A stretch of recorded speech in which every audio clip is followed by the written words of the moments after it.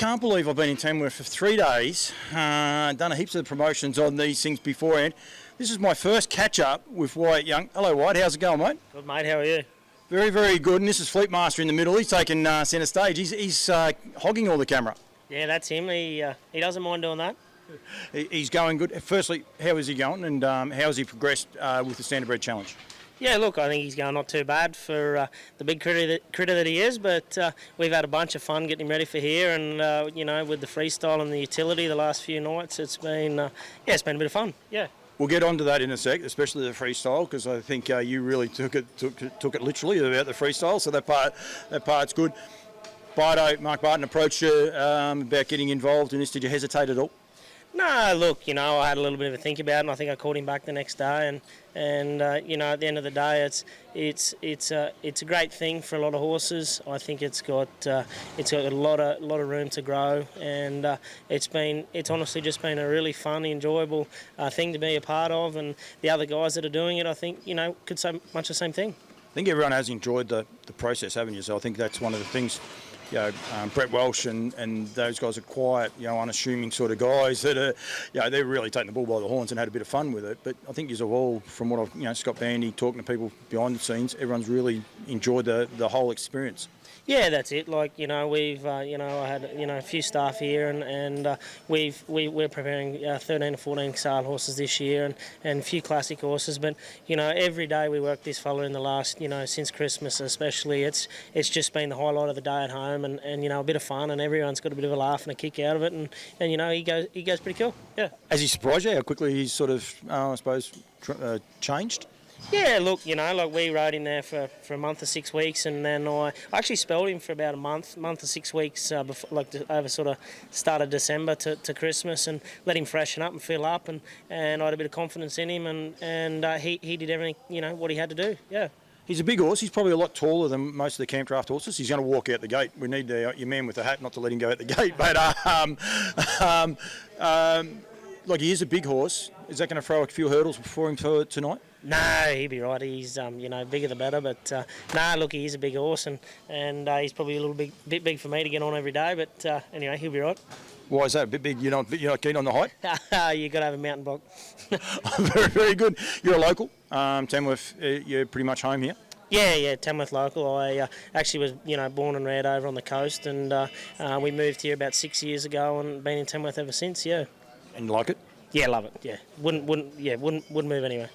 Tamworth's been really good business-wise and family-wise, and a few things. And with this sale and the way it's grown, it's being about 6 k's from ALEC, it's great to go home every night and have a good bed and a good shower. And but I think it has its advantages. We're able to work sale horses at the start of the week still at home and turn them out in the paddock. And it's not too big a difference for them. And like those guys that travel a day or two and to get here, it's a big ask on the horses and the people. And I think we're pretty lucky to be here. Yeah. It's a big show, isn't it? I try to explain to people how big it is, and someone said to me, they said, however big you think it is, it's 3 times as big. That's probably right, I reckon, when you look at the stature and how, the size of the whole complex and the amount of horses and all the rest. But it's more than that, because the people that you meet, look, I've only been here since Monday, but you've got people that you can dead set call friends. It's more than just a 3 times as big event as you can see. It's actually just something to be a part of it. Just bring it, isn't it? That's it. I got a lot of people that I see here nearly once a year, and probably don't really get to see them too many other places, and it's just a great catch up. And our sport and our industry is all about mates and a big family, and it's really good that we can pull into one place and there's everyone here, and you catch up with those guys from way up north or over the west. Friends from Western Australia come over, and or down south, down in Victoria, and we all came here for one thing, and that's buy a horse and come back and win the classic. But it's kept us all together. Yeah. He's not going to go out either. He just wants to take the whole camera. It's okay. No one really needs to see us. Don't worry, you're better off there. We're like, well, should we do something? He's right. He's better off being front and centre. He's going to be front and centre tonight. Right, you mentioned before the freestyle. Yep. I'm going to throw that over the top anyway, because I'll cut that up and put that over the top. Did you literally just see freestyle, so you thought swimming? Is that what you had to do? Well, no, I didn't really think too much about, the actual swimming or the freestyle. To me, I thought about the freestyle and, what can we do to change it up a little. And I knew everyone else would be, cracker whip and a few things like that.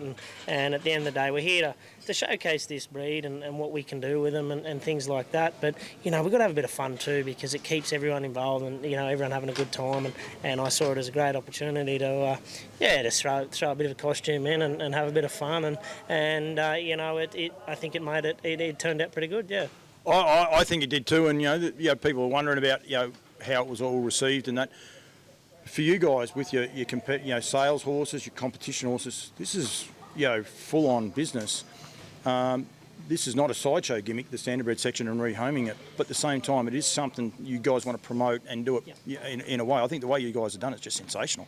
Yeah, that's right. It's a very serious, deal to the harness racing, and I think every one of us have taken that side seriously. But, why don't we have a bit of fun while we're doing it? And, whilst I was sort of goofing about a little and had a bit of a costume on, Fleetmaster here, it didn't worry me in the slightest, and, he just took it all in his stride, and I think that's an advantage to him and the breed, yeah.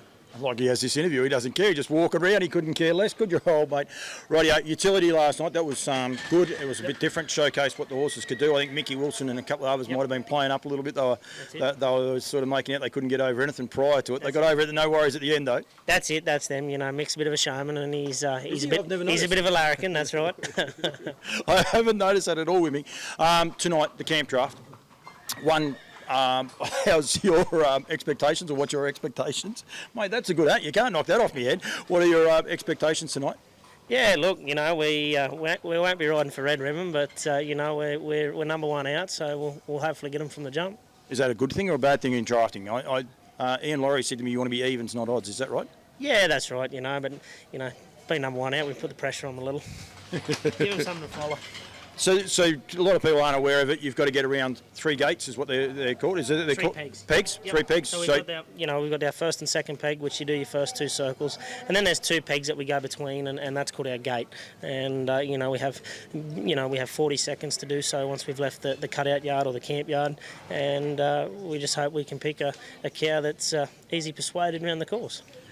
Cutout yard. So people who might be watching this, 26 points for the cutout yard. A judges on that. Watching, listening over the last few days, anything around the 20 is going to be a pretty good score. At 21, 22, you're going real good. Yep. 18, 19, it's still passable. That's correct. We got 26 points, and a 23 yard these days are becoming a little more regular. But you got a 23 yard cutout horse. You got one of the better horses on the ground that day, and but you've also got to pick the appropriate cow to allow you to do that.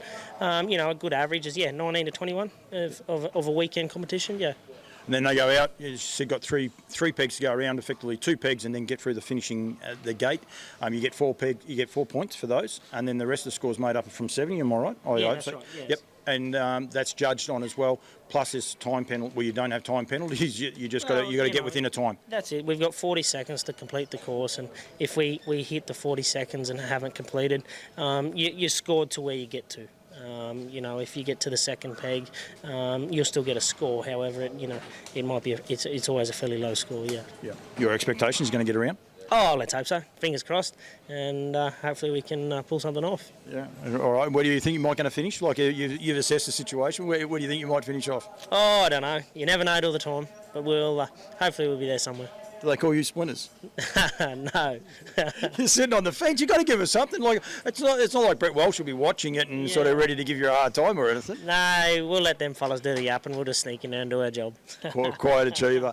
Well, thank you very much. One, from the standardbred point of view, mate, thank you very much for what you guys are doing in showcasing. Even to this extent, honestly, the gate's open. People can see the cameras there, and they're just a beautiful animal to rehome and to do something different. But I think the way all of you guys, the whole 7 of you, have gone about the task and what you've done. I think it's just sensational. And from a harness racing person that just loves the standardbreds, I really appreciate what you've done. And I think it's been done so well. And thank you very much for taking this on. And good luck tonight. Hopefully, I'm interviewing you afterwards, and you're the winning man. Thanks, mate. Good on you.